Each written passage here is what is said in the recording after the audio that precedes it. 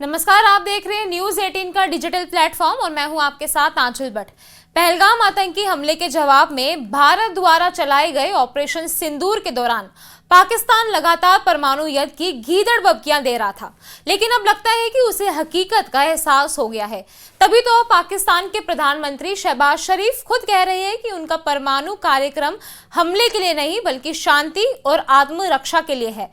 हाल ही में इस्लामाबाद में छात्रों को संबोधित करते हुए शरीफ ने पहली बार भारत पाक टकराव पर खुलकर प्रतिक्रिया दी। उन्होंने दावा किया कि भारत के हमलों में 55 पाकिस्तानी नागरिक मारे गए थे, लेकिन ये भी जोड़ा कि पाकिस्तान ने पूरी ताकत से जवाब दिया। हालांकि जब उनसे पूछा गया कि क्या ये टकराव परमाणु युद्ध में बदल सकता था, तो शरीफ ने इन अटकलों को बिल्कुल गलत और भ्रामक बताया। शरीफ ने कहा कि पाकिस्तान का परमाणु कार्यक्रम पूरी तरह शांतिपूर्ण है और इसका मकसद केवल राष्ट्रीय रक्षा, ना कि किसी पर हमला करना है। विशेषज्ञों का मानना है कि पाकिस्तान को अब ये समझ में आ चुका है कि भारत की सैन्य कार्रवाई महज चेतावनी नहीं बल्कि एक रणनीतिक संदेश था कि अब आतंकवाद के खिलाफ निर्णायक कार्रवाई होगी और अगर पाकिस्तान इसकी आड़ में परमाणु हथियारों की धमकी देगा तो उसे अंतर्राष्ट्रीय स्तर पर और भी अलग थलग कर दिया जाएगा।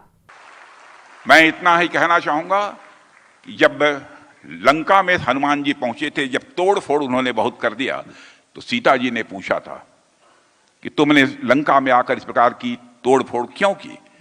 तो हनुमान जी ने बहुत ही विनम्रता और शालीनता के साथ खड़े होकर सीता जी के कहा, हे माते, जिन मुहि मारा तिन मुहि मारे, जिन्होंने मुझे मारा केवल हमने उन्हीं को मारा है। भारत ने 7 मई को ऑपरेशन सिंदूर के तहत पाकिस्तान और पीओके में मौजूद 9 आतंकी ठिकानों को निशाना बनाया था। इनमें जैश ए मोहम्मद के गढ़ भावलपुर जैसे प्रमुख ठिकाने शामिल थे। ये ऑपरेशन पहलगाम में हुए 22 अप्रैल के आतंकी हमले के जवाब में किया गया था, जिसमें 26 निर्दोष लोग मारे गए थे। अब शरीफ का बदला हुआ ये बयान इस ओर इशारा करता है कि पाकिस्तान अब खुली जंग की बजाय सुरक्षा और राजनीतिक दबाव के बीच संतुलन साधने की कोशिश कर रहा है। लेकिन ये सवाल भी है कि क्या ये बदलाव स्थायी होगा या फिर अगली साजिश तक सीमित। विश्लेषकों का मानना है कि ऑपरेशन सिंदूर के बाद भारत ने जो सैन्य संदेश दिया उसने पाकिस्तान को चौकन्ना कर दिया है। भारत ने न केवल आतंकवाद के अड्डों को नेस्तनाबूद किया बल्कि ये भी दिखा दिया कि अब सीमा पार से हमलों का जवाब सिर्फ बयानबाजी या कूटनीति से नहीं बल्कि सीधी और निर्णायक सैन्य कार्रवाई से दिया जाएगा। इसी के चलते अब पाकिस्तान खुद को एक शांति प्रिय राष्ट्र की तरह पेश करने की कोशिश कर रहा है ताकि अंतर्राष्ट्रीय मंच पर खुद को अलग थलग होने से बचा सके। वहीं पहले हर बार की तरह पाकिस्तान ने इस बार भी परमाणु हथियारों की धमकी दी, लेकिन भारत की ओर से प्रधानमंत्री मोदी ने साफ कर दिया कि भारत अब किसी भी परमाणु धमकी के आगे नहीं झुकने वाला। पीएम मोदी ने अपने राष्ट्र के नाम से संबोधन में कहा कि अब जवाब उसी भाषा में मिलेगा जो वो समझते हैं। ये नया भारत है जो आतंक का मुकाबला मैदान में करता है, मंचों पर नहीं। इस बयान के बाद पाकिस्तान की न्यूक्लियर ब्लैकमेल रणनीति अंतर्राष्ट्रीय मंच पर फेल होती दिखी। अमेरिका, फ्रांस, रूस, यूएई जैसे कई देशों ने भारत की कार्रवाई को आत्मरक्षा का वैध अधिकार बताया और पाकिस्तान को परोक्ष रूप से संयम बरतने की सलाह दी। सारे निर्दोष नागरिकों को मारा, लेकिन आपने देखा होगा कि हम लोगों ने मारा तो धर्म पूछकर नहीं, कर्म देखकर हमने उनको मारा है।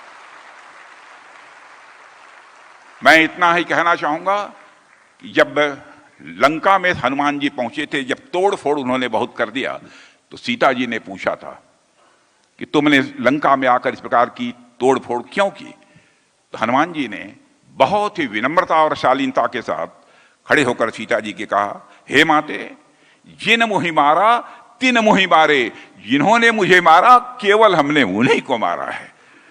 मेरे बहनों भाइयों, यही काम हम लोगों ने भी किया। ऑपरेशन सिंदूर के बारे में आप अच्छी तरह जानते हैं। हम लोगों ने धैर्य का परिचय दिया है।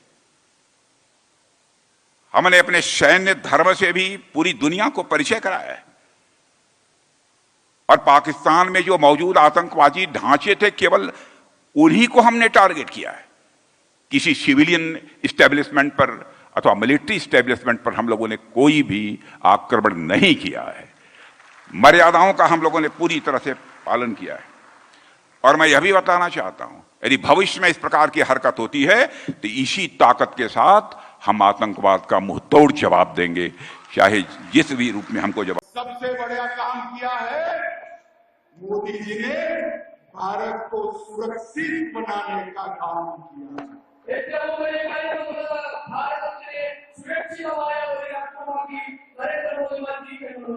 मैं आज फिर से आके कर जाता हूं, 31 मार्च 2026 को पूरा देश नक्सलिज्म से मुक्त होता है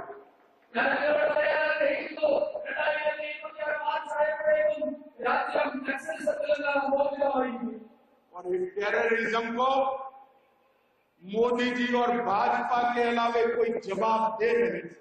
मोदी जी को बीजेपी के उरी में हमला हुआ, हमने सर्जिकल स्ट्राइक किया।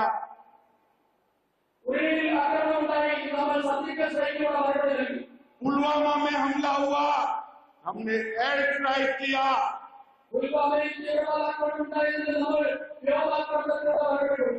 और पहलगाम में हमला हुआ, ऑपरेशन सिंदूर कर घर में घुस कर मारा।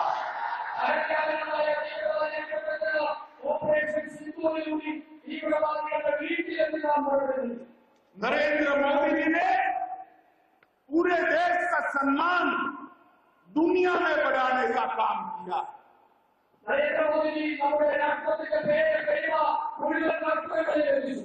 और मोदी जी ही विकसित केरलम के संकल्प को पूरा कर सकते हैं। हालांकि शहबाज शरीफ का बयान नरमी का संकेत देता है, लेकिन भारत के रक्षा विशेषज्ञों का मानना है कि पाकिस्तान की रणनीति 2 कदम पीछे और 1 कदम आगे वाली रही है। जब दबाव बढ़ता है तो शांति की बातें की जाती है और जैसे ही मौका मिलता है तो नई साजिश शुरू हो जाती है। पिछले 2 दशकों के अनुभव बताते हैं कि पाकिस्तान की नीतियां स्थायी नहीं होती, खासकर तब जब उसके सुरक्षा संस्थानों में आतंकियों के लिए नरमी और छुपा समर्थन बना रहता है। ऑपरेशन सिंदूर ने यह दिखा दिया कि भारत अब सिर्फ रक्षा नहीं बल्कि सक्रिय प्रतिरोध की नीति अपना रहा है। लेकिन यह भी जरूरी है कि भारत कूटनीतिक मोर्चे, साइबर युद्ध और आतंकी फंडिंग के नेटवर्क को भी उतनी ही ताकत से ध्वस्त करे।